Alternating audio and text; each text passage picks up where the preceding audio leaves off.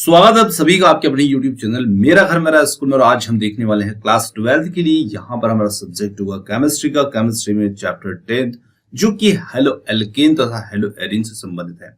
और इसी चैप्टर की न्यू क्वेश्चन बैंक है जिसमें हम संपूर्ण प्रश्न जो भी दे रखे हैं उन सभी का सोल्यूशन आज के इस वीडियो में देखेंगे। और ये प्रश्न बैंक जो है ये हमें एमपी विमर्श पोर्टल के द्वारा उपलब्ध करवाई गई है, जहां पर संशोधित प्रश्न और सिलेबस सब कुछ इसमें दे रखा है। तो चलिए बात करते हैं इसके क्वेश्चनों की और समझते हैं इसके प्रश्न को। क्वेश्चन को समझने से पहले यहां पर हम एक नजर डाल लेते हैं ब्लूप्रिंट पर। ब्लूप्रिंट में हमारा जो चैप्टर है जो कि हेलो एल्केन और हेलो एरिन से संबंधित है, 5 अंक इस पर आवंटित हैं और 5 अंक का एक ही प्रश्न इस चैप्टर से रहेगा। अब बात करते हैं यहाँ पर चैप्टर से कौन सा टॉपिक जो है वो हटाया गया है। तो यहाँ पर हम देख सकते हैं पहले ये चैप्टर 10 था, अभी कुछ चैप्टर्स कम होने की वजह से 9 उसमें दे दिया था। तो देखिए यहाँ पर यूजेस एंड एडवांटेजमेंट, थोड़ा सा इफेक्ट ऑफ डाइक्लोरो डाइफेनिल ट्राइक्लोरोएथेन जिसे हम संक्षिप्त में डीडीटी कहते हैं, तो इसे हटा दिया गया है। इसी के साथ में आइडोफॉर्म है, फ्रियॉन्स है, फ्रियॉन जो गैस होती है फ्रियॉन, ये ठीक है। तो ये वाला पोर्शन जो है ये इसमें से रिड्यूस किया गया है, इसमें से हटा दिया है, यानी कि इसके क्वेश्चन आपको रेडी नहीं करना है। ठीक है, तो चलिए अब हम बढ़ते हैं हमारे मुख्य प्रश्नों की ओर और समझते हैं उनको। देखिए एक नजर डालते हैं यहाँ पर सभी प्रश्न पर कौन कौन से प्रश्न इस चैप्टर से दे रखे हैं। तो यहाँ पर पहला प्रश्न है तृतीयक द्वितीयक एवं प्राथमिक एल्किल हैलाइड जो होते हैं किस प्रकार के नाभिक प्रतिस्थापन अभिक्रिया देते हैं, स्पष्ट कीजिए और क्रियाविधि भी समझाइए। दूसरा यहाँ पर कुछ हैलोजन यौगिक दे रखे हैं, इनकी हमें संरचनाओं को समझाना है। थर्ड क्वेश्चन में यहाँ पर क्लोरीन यद्यपि इलेक्ट्रॉन अपचयक है समूह फिर भी यह एरोमेटिक इलेक्ट्रॉन रागी प्रतिस्थापन अभिक्रियाओं में ऑर्थोफेरन निर्देशक होता है, क्यों। फोर्थ वाला है एकाण्विक नाभिक रागी प्रतिस्थापन अभिक्रिया और द्विआण्विक नाभिक रागी प्रतिस्थापन अभिक्रियाओं को समझाना है। और फिफ्थ वाला क्वेश्चन है क्लोरोबेंजीन की निम्न लिखित अभिक्रियाओं को केवल रासायनिक समीकरण लिख करके बताना है। तो चलिए समझते हैं इसके प्रश्न को। देखिए फर्स्ट क्वेश्चन यहाँ पर आता है तृतीयक एल्किल हैलाइड द्वितीयक हैलाइड और प्राथमिक हैलाइड किस प्रकार की नाभिक प्रतिस्थापन अभिक्रियाएं देते हैं, स्पष्ट कीजिए और क्रियाविधि को भी समझाइए।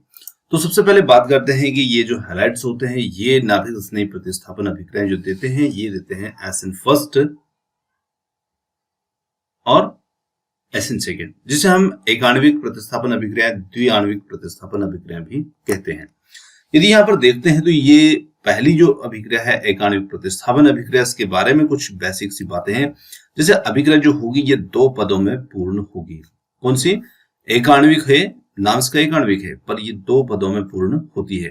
प्रथम पद जो होता है वो अभिक्रिया का वेग निर्धारक पद होता है और इसके प्रथम पद में एल्किल हैलाइड का एक ही अणु क्रिया में भाग लेता है, अर्थात अभिक्रिया की जो दर होती है वो एल्किल हैलाइड की सांद्रता पर निर्भर करती है।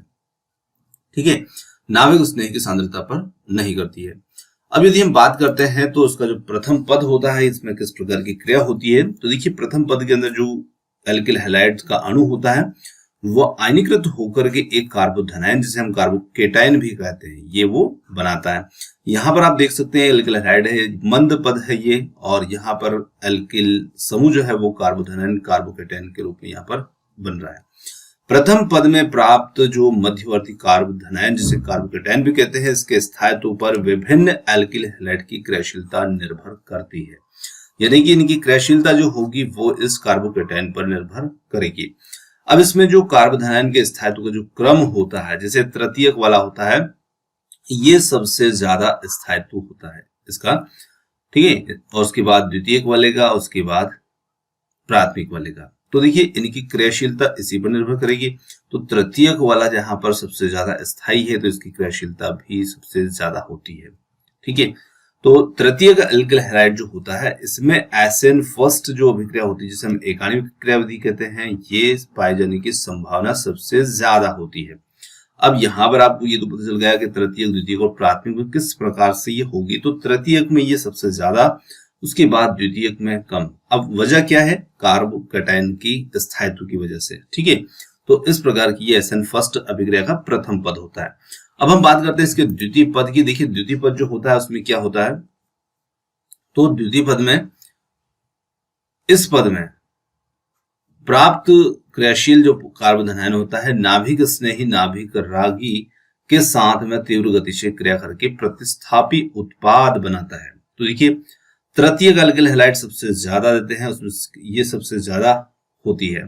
तो यहाँ पर तृतीयक एल्किल हैलाइड ही ये ले रखा है इसमें कार्बोकेटायन के रूप में। ये न्यूक्लियोफिलिक आया है और न्यूक्लियोफिलिक यहाँ पर इसके साथ में जुड़ जाता है। ठीक है, इसके साथ जो एक्स हाइड्रोजन था वो यहाँ पर प्रतिस्थापित हो जाता है और उसके स्थान पर न्यूक्लियोफिलिक जो होता है वो आकर के जुड़ जाता है। तो इस प्रकार से यहाँ पर ये क्रिया द्वितीय पद में इसकी हो जाती है। अब हम बात करते हैं यहाँ पर जो दूसरे प्रकार की अभिक्रिया होती है जिसे हम SN2 अभिक्रिया या द्विआण्विक अभिक्रिया कहते हैं। द्विआण्विक जो होती है किस प्रकार की होती है, तो देखिए द्विआण्विक अभिक्रिया पर एक ही पद में पूर्ण होगी और इस अभिक्रिया में अभिक्रिया की दर एल्किल हैलाइड तथा नाभिक स्नेही दोनों के सांद्रण पर निर्भर करती है, यानी कि द्वितीय कोटि की अभिक्रिया हो जाती है। ठीक है, तो यहाँ पर यह है एल्किल हैलाइड और यह है न्यूक्लियोफिलिक। ठीक है, नाभिक स्नेही ये यहाँ पर इस पर आक्रमण करता है और यहाँ पर एक संक्रमण अवस्था इनके बीच में बनती है और संक्रमण अवस्था के बाद में फिर न्यूक्लियोफिलिक यहाँ पर एल्किल समूह के साथ में जुड़ जाता है और हैलोजन समूह यहाँ पर प्रतिस्थापित हो जाता है। तो इस प्रकार से ये द्विआण्विक अभिक्रिया एक ही पद में संपन्न हो जाती है। ठीक है, तो SN2 अभिक्रिया जो होती है नाभिक स्नेही में OH एल्किल समूह के पीछे से आक्रमण करता है और परिणाम स्वरूप विन्यास में प्रतिपन्न हो जाता है, इसे वाल्डन प्रतिपन्न भी कहा जाता है। चलिए, सभी जो प्राथमिक एल्किल हैलाइड्स होते हैं ये SN2 यानी कि द्विआण्विक क्रियाविधि से इनमें प्रतिस्थापन होता है। ठीक है, और विभिन्न एल्किल हैलाइड की जो SN2 अभिक्रिया होती है इसके प्रति जो क्रियाशीलता का क्रम होता है वो इस प्रकार से होता है। यहाँ पर प्राथमिक में सबसे ज्यादा, ठीक है, ये लिखा है, और फिर उसके बाद में सेकेंडरी, फिर उसके बाद में जो तृतीयक होता है उसमें। तो SN2 प्राथमिक में सर्वाधिक होगी और SN1 जो होती है वो तृतीयक में सबसे ज्यादा। इस प्रकार से इनका क्रम रहेगा। चलिए आगे बात करते हैं। अगला क्वेश्चन काफी महत्वपूर्ण क्वेश्चन है। निम्नलिखित कार्बनिक हैलोजन यौगिकों की संरचना दीजिए। बहुत अच्छा प्रश्न है। यहां पर इनकी हमें संरचनाएं देना है। फर्स्ट वाला है यहाँ पर 2-chloro-3 मैथिल पेंटेन। किस प्रकार की संरचना होगी, तो इसकी संरचना इस प्रकार से होगी। यहां पर हम देखते हैं पेंटेन दे रखा है, 5 कार्बन परमाणु होंगे, 1 2 3 4 5। दूसरे नंबर पर हमें क्लोरो लगाना है, तीसरे नंबर पर एक मैथिल समूह जोड़ना है। इस प्रकार से ये संरचना हो जाती है 2-chloro-3 मैथिल पेंटेन की। अगली संरचना आती है यहाँ पर पैरा ब्रोमो क्लोरो बेंजीन की। देखिए पैरा ब्रोमो क्लोरो बेंजीन, तो पैरा पोजीशन पर ब्रोमो और क्लोरो हमें लगाना है और बेंजीन रिंग बना देना है। तो इस प्रकार से पैरा क्लोरो ब्रोमो को हम बता सकते हैं। अगला आता है यहाँ पर 1-chloro-4 एथिल साइक्लोहेक्सेन। तो 1 क्लोरो, पहले नंबर वाले कार्बन पर आपको 1 क्लोरो लगा देना है और 4 वाले पे लगा देना है एथिल समूह। तो ये एथिल समूह और ये साइक्लोहेक्सेन, मतलब कि 6 कार्बन परमाणु इसमें रहेंगे और ये रिंग रहेगी। चलिए अगला क्वेश्चन आता है यहाँ पर 2-bromoब्यूटेन। 2-bromoब्यूटेन, 4 कार्बन परमाणु रहेंगे टोटल श्रृंखला में और दूसरे नंबर के कार्बन परमाणु पर ब्रोमो समूह लगा देना है, तो बन जाएगा 2-bromoब्यूटेन। अगला है यहाँ पर 1,4-डाइब्रोमोब्यूट 2-in। तो यहाँ पर 2-in का मतलब है कि दूसरे कार्बन पर आपको डबल बॉन्ड लगाना है, तो ये बन जाएगा 2-in। ठीक है, और पहले और चौथे वाले कार्बन पर ब्रोमो समूह जोड़ना है। तो इस प्रकार से इसकी संरचना बन जाएगी। ठीक है, चलिए अगले क्वेश्चन की ओर बढ़ते हैं, थर्ड वाले क्वेश्चन की।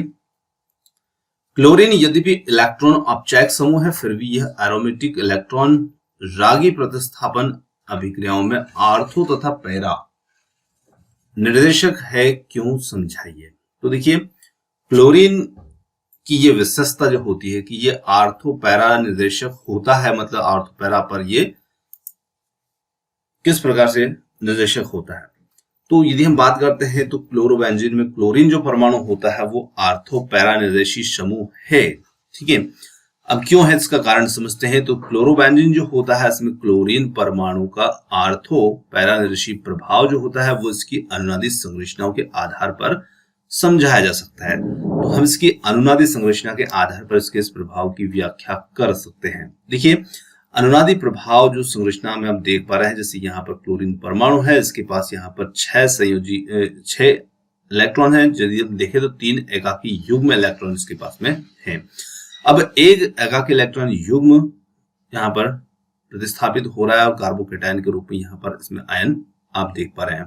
तो इस प्रकार से ये अलग अलग बॉन्ड पर अटैक करता है और अलग अलग पोजीशन पर ये जो समूह है, ऋणायनिक समूह, ये पहुंचता है।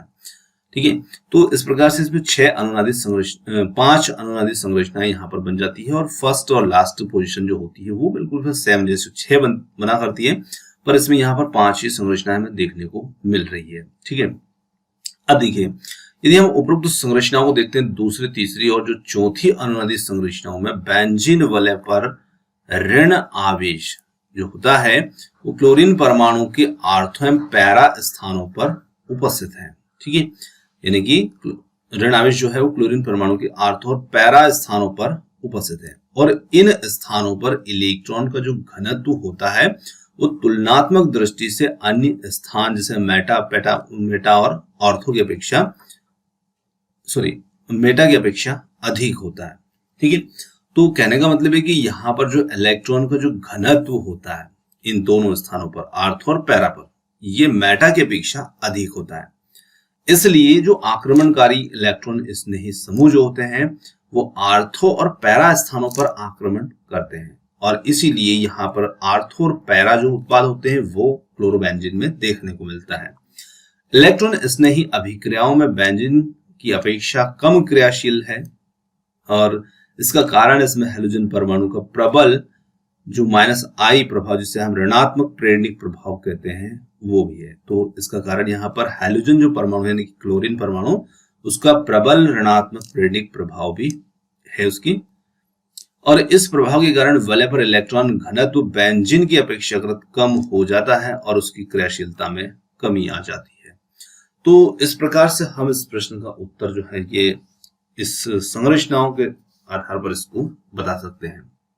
चलिए अगले क्वेश्चन की ओर बढ़ते हैं। अगला क्वेश्चन फिर वही एक आणविक नाभिक रागी प्रतिस्थापन अभिक्रिया और द्विआण्विक नाभिक रागी प्रतिस्थापन अभिक्रियाओं को समझाइए। तो देखिए, एक आणविक और द्विआण्विक अभी हम जो देखा फर्स्ट वाला क्वेश्चन उसी टाइप वही प्रश्न है, सिर्फ यहाँ पर नाभिक रागी प्रतिस्थापन से जोड़ दिया। इलेक्ट्रॉन स्नेही अभिक्रिया नाभिक स्नेही अभिक्रिया इन्हें कहा जाता है। देखिए, नाभिक स्नेही जो अभिक्रिया होती है इन्हीं को हम नाभिक रागी प्रतिस्थापन अभिक्रिया कहते हैं, न्यूक्लियोफिलिक सब्स्टिट्यूशन रिएक्शन।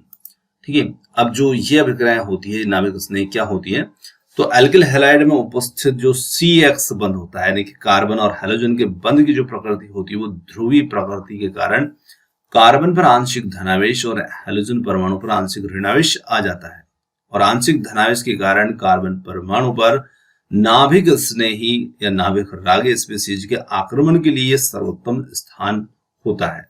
यहाँ पर ऋणावेशित आयन से जो प्रति नाभिक स्नेही या नाभिक रागी होते हैं, है ना, यानी कि ऋण आवेशित जो आयन्स होते हैं वो नाभिक स्नेही या नाभिक रागी उनको कहा जाता है। नाभिक स्नेही प्रतिस्थापी अभिक्रियाओं में प्रबल नाभिक स्नेही दुर्बल नाभिक स्नेही को प्रतिस्थापित करता है। देखिए, उसमें लगा हुआ समूह भी ऋणात्मक होगा पर वो दुर्बल होगा, उससे प्रबल वाला वहां पर आएगा और उसे प्रतिस्थापित कर देगा। तो ऐसी जो अभिक्रियाएं होती है उन्हीं को कहा जाता है नाभिक स्नेही प्रतिस्थापन अभिक्रियाएं। अब इसमें हम जो देखते हैं इसके प्रकार, ये 2 प्रकार की हुआ करती है, SN फर्स्ट और SN सेकेंड, जिसे हम एक आणविक और द्विआण्विक प्रतिस्थापन अभिक्रिया कहते हैं।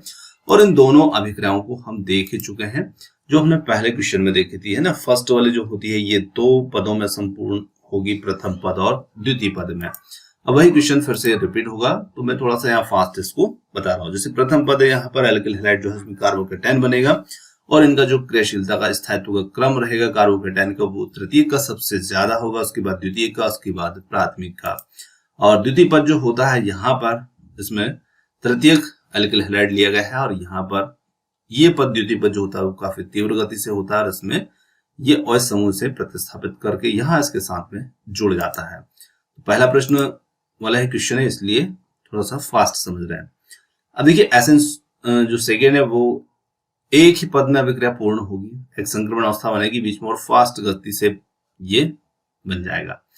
तो इस प्रकार से ये दोनों जो प्रकार की अभिक्रिया SN फर्स्ट और SN सेकेंड को हम इसमें समझा सकते हैं। अगला अति महत्वपूर्ण क्वेश्चन आता है, क्लोरोबेंजीन की निम्नलिखित अभिक्रियाओं को केवल रासायनिक समीकरण लिख करके स्पष्ट कीजिए। देखिए यहाँ पर हमें क्लोरोबेंजीन के साथ में इन सभी क्रियाओं को समझाना है। तो फर्स्ट में हम समझते हैं हैलोजनीकरण को। तो यदि हम देखें तो देखिए हैलोजनीकरण का जो मतलब होता है कि आप किसी भी हैलोजन के साथ में क्लोरोबेंजीन क्या होता है, C6H5Cl जो होता है क्लोरोबेंजीन, इसके साथ में आपको किसी भी हैलोजन की क्रिया करना है। चाहे तो आप ये लिखें या फिर आप बेंजीन रिंग भी ऐसे बना सकते हैं और उसमें Cl समूह जो है वो जोड़ सकते हैं। ठीक है, तो जब Cl समूह जोड़ देते हैं तो ये बन जाता है क्लोरोबेंजीन। अब जैसे क्लोरोबेंजीन है तो हमें बताना है हैलोजनीकरण। तो हैलोजनीकरण जब हम करेंगे तो मतलब कोई भी हैलोजन लेना है और उसे इसके साथ क्रिया करवाना है। नाइट्रीकरण या नाइट्रोजनीकरण है, तो नाइट्रीकरण में हम वो लेते हैं नाइट्रिक अम्ल लेते हैं, सल्फोनीकरण में सल्फ्यूरिक अम्ल लेते हैं और फ्रीडल क्राफ्टिक अलग ही है। तो यहाँ पर ये जो नेम से रिएक्शन आ रही है तो आपको नाम से समझ जाना, जैसे सल्फोनी मतलब सल्फ्यूरिक अम्ल के साथ क्रिया, नाइट्रोजनीकरण मतलब नाइट्रिक अम्ल के साथ क्रिया और हैलोजनीकरण मतलब कि Cl2 Br2 वगैरह वगैरह के साथ क्रिया। चलिए एक एक को समझते हैं। देखिए फर्स्ट वाले जो है हैलोजनीकरण। तो हैलोजनीकरण में क्या होगा कि जब सूर्य के प्रकाश की अनुपस्थिति में हैलोजन वाहक की उपस्थिति में क्लोरोबेंजीन की अभिक्रिया जब हम क्लोरीन से करवाते हैं तो ऑर्थो तथा पैरा पर डाइक्लोरोबेंजीन का मिश्रण इसमें हमें प्राप्त होता है। अब यहाँ पर देख रहे हैं आप क्लोरोबेंजीन है, इसके दो अणु लिए हैं, दो यहाँ पर Cl के अणु लिए हैं, 2Cl2 FeCl3 की उपस्थिति है और यहाँ पर प्रथम उत्पाद इसका बनता है क्लोरो जो बेंजीन है, पर ये ऑर्थो डाइक्लोरोबेंजीन है और ये पैरा डाइक्लोरोबेंजीन है। तो इस प्रकार से हैलोजनीकरण इसमें हो जाता है। अगला क्वेश्चन आता है हमारा यहाँ पर नाइट्रीकरण। तो नाइट्रीकरण क्या होता है, क्लोरोबेंजीन की अभिक्रिया जब हम नाइट्रिक अम्ल जिसे हम HNO3 भी कहते हैं तथा सांद्र H2SO4 से कराने पर ऑर्थो और पैरा क्लोरोनाइट्रोबेंजीन का मिश्रण प्राप्त होता है। तो देखिए नाइट्रिक अम्ल से क्रिया करवाएंगे तो ये इसका जो प्रथम उत्पाद होता है वो ऑर्थो क्लोरो नाइट्रोबेंजीन प्राप्त होता है और बाद में फिर ये पैरा उत्पाद इसमें प्राप्त होता है। तो ये पैरा क्लोरो नाइट्रोबेंजीन हो जाएगा। यहाँ पर इसमें जो HNO3 होगा तो HNO3 को हम इस प्रकार से लिख करके समझ सकते हैं जैसे HONO2। तो देखिए OH यहाँ पर बच रहा है और NO2 एक जुड़ रहा है। तो OH जो होता है ना, ये जहां पर जैसे यहाँ पहले ऑर्थो पर जुड़ा तो यहाँ से एक हाइड्रोजन परमाणु निकलता है और उसी हाइड्रोजन के साथ ये मिलकर के H2 बन जाता है। ठीक है, और इस प्रकार से H2SO4 जो होता है एक जल शोषक होता है तो ये उसे खत्म कर देता है। तो इस प्रकार से ये इसका प्रारंभिक उत्पाद होता है और ये मुख्य उत्पाद होता है फिर इसमें पैरा वाला। चलिए आगे बात करते हैं सल्फोनीकरण। सल्फोनीकरण जो होती है सल्फ्यूरिक अम्ल से क्रिया। तो क्लोरोबेंजीन को हमने यहाँ पर सधूम H2SO4 लिया तो H2SO4 को भी उसी प्रकार से हम लिख लेंगे जैसे कि OH और HSO3। ठीक है, ये तो वही OH होगा, जिस स्थान पर हम इस समूह को जोड़ेंगे वहां से एक H निकलेगा। ठीक है, वो H और ये OH। तो इस प्रकार से यहाँ पर इसमें प्रारंभिक जो उत्पाद बनता है वो बनता है ऑर्थो क्लोरोबेंजीन सल्फोनिक अम्ल और बाद में फिर ये पैरा पर चला जाता है तो पैरा क्लोरोबेंजीन सल्फोनिक अम्ल प्राप्त हो जाता है। चलिए तो अगले क्वेश्चन की बात करते हैं। अगला इसमें आता है फ्रीडल क्राफ्ट अभिक्रिया। ये फ्रीडल क्राफ्ट अभिक्रिया जो होती है यदि हम बेंजीन के साथ में करवाते हैं तो टॉल्यूएन बनता है, पर हम क्लोरोबेंजीन के साथ में करवा रहे ये हमें ध्यान रखना है। तो क्लोरोबेंजीन ये रहा और यहाँ पर एल्किल हैलाइड लिया, ये हमने एल्किल हैलाइड लिया और AlCl3 की उपस्थिति है। तो इसकी उपस्थिति में जब हम एल्किल हैलाइड की क्रिया क्लोरोबेंजीन से करवाते हैं तो इसमें बनता है ऑर्थोक्लोरोटॉल्यूएन। ठीक है, और ये वैसा ही इसका अंतिम जो मुख्य क्रियाफल होता है वो होता है पैराक्लोरोटॉल्यूएन। तो ये अभिक्रिया होती है फ्रेडल क्राफ्ट अभिक्रिया। अब देखिए एक फ्रेडल क्राफ्ट जो होती है ना वो इस प्रकार से भी होती है, जैसे कि हम सिर्फ बेंजीन ले लेते हैं ये, ठीक है। सेम ऐसी ही रिएक्शन जो होती है, ये हमने बेंजीन लिया और ये हमने एल्किल हैलाइड लिया, तो आप कंफ्यूज मत होइएगा, ठीक है। और ये हमने AlCl3 की उपस्थिति ले ली। जब इस बेंजीन की क्रिया हम इससे करवाते हैं तो इसमें एक HCl बाहर निकलता है और इसमें बनता है टॉल्यूइन, इस प्रकार से, जैसे कि ये CH3 प्लस HCl। तो ये भी अभिक्रिया फ्रेडल क्राफ्ट के नाम से जानी जाती है, पर यहां पर हमें क्वेश्चन बता था क्लोरोबेंजीन के साथ में, तो इसलिए हम इस प्रकार से क्लोरोबेंजीन के साथ करवाएंगे तो ऑर्थोक्लोरोटॉल्यूइन बनेगा, ठीक है। तो ये हो जाएंगे हमारे चारों समीकरण इस प्रकार से। तो इस प्रकार से आज का जो हमारा टॉपिक था, चैप्टर था, वो समाप्त होता है। और क्वेश्चन आपको कैसे लगे आप कमेंट्स करके बताइएगा। वीडियो पसंद आया तो वीडियो को लाइक शेयर एंड चैनल को सब्सक्राइब करना मत भूलिएगा। आपका एक लाइक एक शेयर हमें काफी मोटिवेट कर सकता है। तो उम्मीद करते हैं आपने हमें समय दिया, उसके लिए बहुत बहुत धन्यवाद। थैंक यू सो मच और मिलते हैं जल्द ही एक और नए किसी अगले वीडियो के साथ। धन्यवाद।